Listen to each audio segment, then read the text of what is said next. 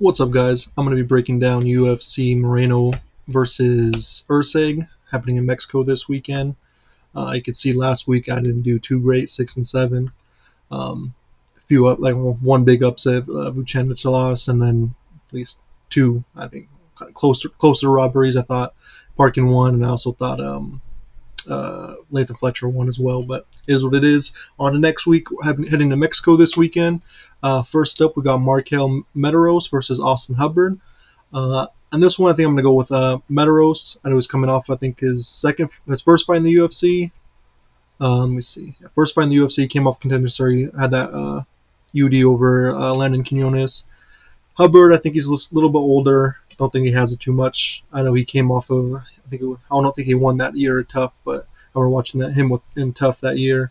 The McGregor and Chandler Tough, but yeah, I'm gonna go with Medeiros in there. Probably gonna be like a split, not a split decision, but a UD 29-28, maybe a 30-27 in there. I don't think anyone's really gonna get knocked out or anything in this one, but yeah, I'm gonna go with Medeiros in this fight. And next up, we got Jamal Emmers versus Gabriel Miranda. In this one, we got two kind of old heads in this one, 34 versus 35.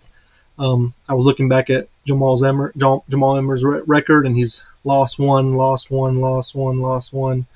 and I think his last fight he lost. So I think he's going to continue the trend. I think he's going to get a dub here. Not a super high level fight. I mean, yeah, he lost. He got TKO'd by Nathan Landwehr. I think Gabriel Miranda's on a 2-fight losing streak, if I'm not mistaken. Let's see. No, he just lost one to Morgan Sherry, who got pieced up. Great call by me, by the way. He got pieced up by Nathaniel Wood. Like I said, he wasn't going to be close. He got schooled by Nathaniel Wood. Anyway, yeah, I'm going to go Jamal Emmers. He's been win one, lose one, win one, lose one. I think he's going to win this weekend. Keep that going on.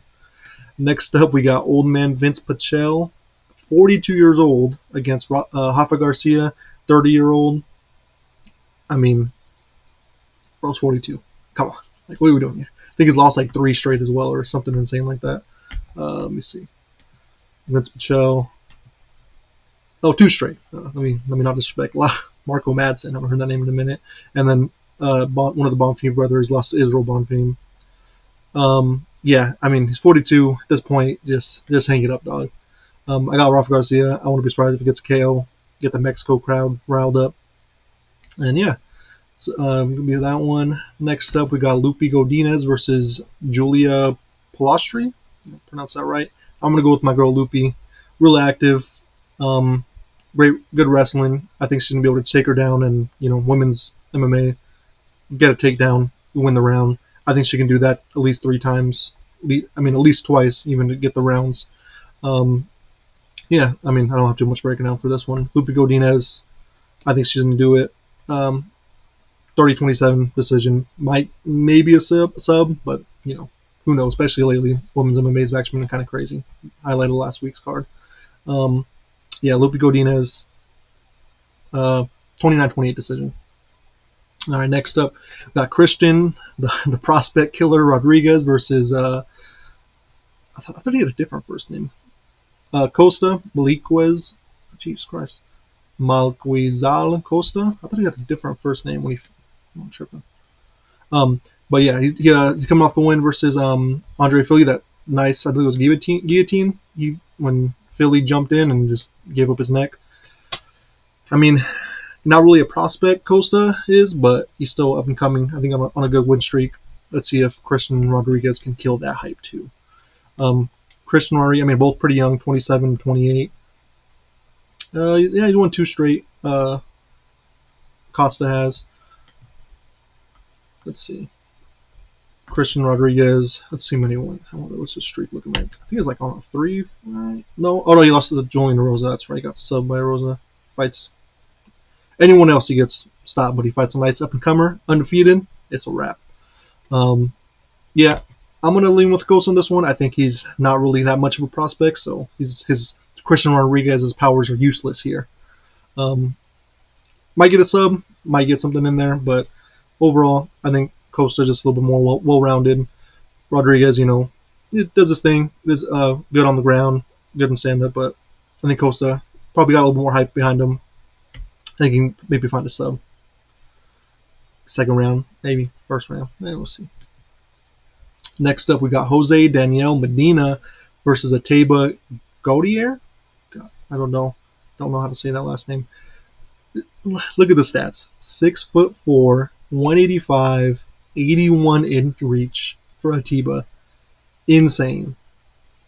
Huge favorite, minus 600. That being said, he's about to get knocked out. No, but for real. Probably going to come out, steamroll this dude. I mean, just based on his photo, he looks like one of those thicker Mexican boys that we in the UFC. Yeah, I mean, 11-4, Jose Medina. I don't even know if I've probably seen this fight already. Tiba, I believe he came off a nasty KO in the Contender Series. This is making his debut here. Let's see. Yeah, I mean, every one of his wins is a KO. Going off that. Probably going to keep that train going. I mean, there have been a lot of huge upsets this year already, so I wouldn't be surprised if Medina just comes out and flatlines him in 30 seconds or something crazy like that. But just insane potential from Atiba, just crazy physical freak, 185, coming out of Cameroon. Shout out Ngannou. Let's see. I'm going to go with Atiba on this one. Knockout, first round. Sleep this dude. Keep pushing. Next up, we got the dude running the block, Edgar Chairez versus CJ Vergara. Has Chairez fought since the Sphere card? The Sphere card? Remember that was a... Yeah, no, he hasn't fought since that was yeah, I feel like Joshua Vance fights so fucking often. Hasn't fought since losing to Joshua Van. I think he was getting pieced up on that one. I don't think CJ Vergara is that good. I mean, 11-6 versus 12-6-1, both kind of, shit records. No shit. I mean, wow. Shira is a huge favorite. Weirdly, I don't know why he's such a big favorite, but he is. That's probably because CJ Vergara is pretty shit. And he's a little bit younger, but yeah, I mean, I can see him piecing him up 3 rounds, maybe get a finish late. But I'm going with Edgar Chairez. Both pretty shit. Wouldn't be surprised if it goes either way. Next up, we got Ronaldo Rodriguez versus Kevin Borjas. I think Borjas lost like 3 straight or 2 straight, so he's probably fighting for his job here. Yeah, 2 straight. He did lose to Joshua Van, so nothing crazy. Yeah,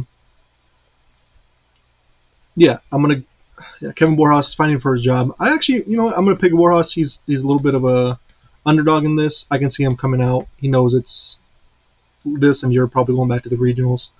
I can see him coming out. Both young here. Ronaldo is fighting in front of Mexico. Maybe gets a little bit too hype, gets chinned or something. Yeah, why not? Take an underdog. Go with Kevin Borjas.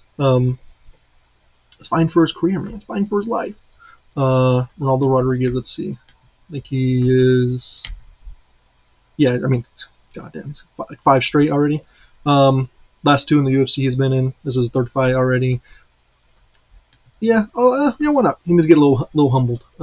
Kevin Borjas, come out, get a dub, keep his job. Hope for that, All right. Next up, we got David Martinez versus Simon Oliveira. David Martinez, I think this is his first fight out of the Contender Series. 26. Good prospect. Huge favorite, too, by the way. Minus 425. Pretty crazy. I'm going to go with Kevin Martinez. I can see him getting, out of his last 5 wins, 4 of them have been a KO. So I think he can keep that train going.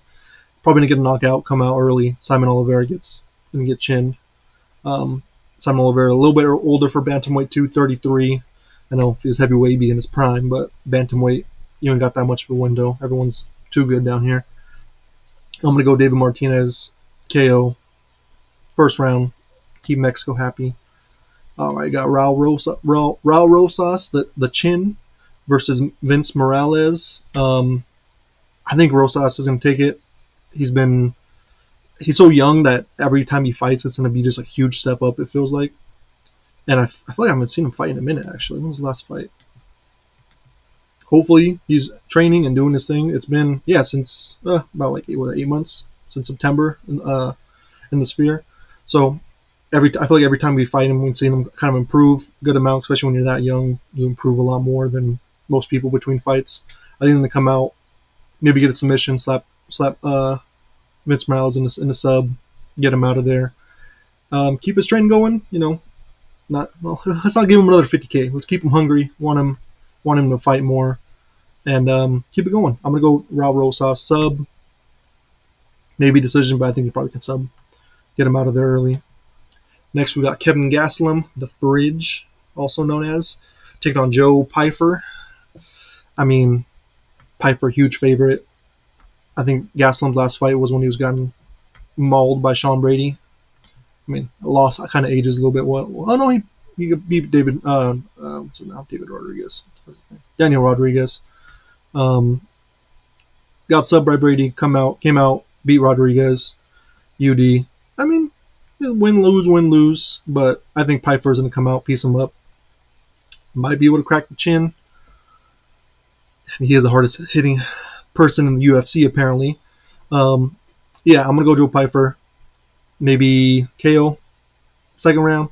If not, I mean, if you can't break the chin, I think he's gonna be able to piece him up. He has the reach, has the height, has just the boy. He doesn't have the physicality. You got the Fridge coming at you, that thick boy coming at you, Kevin Gastelum. But I think Pyfer can either drop him, keep him on the ground, or just drop him and finish him.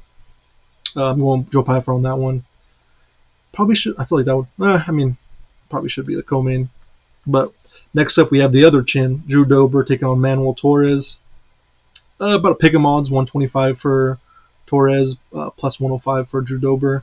I'm going to go with Drew Dober on this one. I think he's going to be able to withstand a little bit of the punishment that might come early from Torres, and then either finish him late, maybe a third-round TKO, or go to decision, clean it up 29-28. I think Torres is going to come out fast that first round, and then either maybe start gassing a little bit. Can see him, getting a little tired towards the end. Drew Dober putting that chin on him. And yeah, I think Drew Dober, either a late round finish, third round finish, TKO. I can see him just on the cage, butts him down. He's covering up Torres, getting beat up. Ref steps in, stops it. Or, Drew Dober just ends it and goes to decision, 29-28, something like that. All right, for the main event, we got Brandon Moreno versus Steve Erceg. This is Erceg's first fight since he got KO'd, if I'm not mistaken. Yeah, versus Kai Kara France. Coming off 2 losses. I mean, that was a really close fight versus Pantoja. Some people still say Robbery should have been the champ. But, he did get KO'd pretty bad by KKF. I think Moreno's going to take it. I just feel like in Mexico, Moreno's there with his people. He's going to come out and show out. Moreno, I know he said he'll only take a break, and then he came back like 2 months later or some shit like that. He hasn't been as active as he usually is. He fought only twice last year. Well, he only fought 2 years before that, but those were championship fights. Came out, he was doing his thing against Albazi. I think he can do the same to Erceg. Erceg is taller, has a little bit more range on him. But I feel like Brandon Moreno could come in. That's the only thing is, like, Moreno, when he fought Royval, he looked like, I know it was a split decision, but there was times where he was like, almost like the range was kind of causing him an issue, where I feel like he wasn't throwing as much as he could have been. So I could see that going for Erceg's favor, is like that range. He has a little bit more range. Oh, he actually has a fucking less reach. Oh, they're the same size. Never mind. I don't know why I thought he was so much bigger than Moreno. I know Royval's bigger than him, right? I'm just tripping. Yeah, 5'9" versus 5'7". I mean, a little bit taller. I didn't realize Erceg was so small compared to it's in my head. I thought he was a lot bigger. Yeah, I'm gonna go Moreno then. I'll just straight out Moreno. Most likely the decision, unless Erceg's chin is just cracked, and he's like just glass chin after that.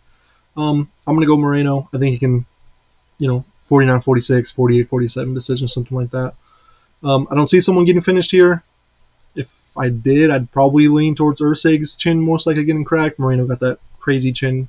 This is the time it gets cracked, but I can see Erceg if maybe he came back too soon after that KO loss or whatever it might have been. I can just see if anyone does get finished, it's probably going to be Erceg, but I doubt it. 49-46, something like that decision. Brandon Moreno comes out on top, leaves Mexico happy. And yeah, that's the video. Like, subscribe, all that stuff. Hopefully I do better this week because I did kind of shit last week. So we'll see how that goes. 6 and 7 again. kind of got the 2 robberies in there. So I only call it 6 and 7, but more like 7 and 6, and 8 and 3. Few upsets, whatever it was. Anyway, that's the video. Thanks, guys. Like, subscribe. See y'all later. Try and stream it. We'll see how it goes. Later.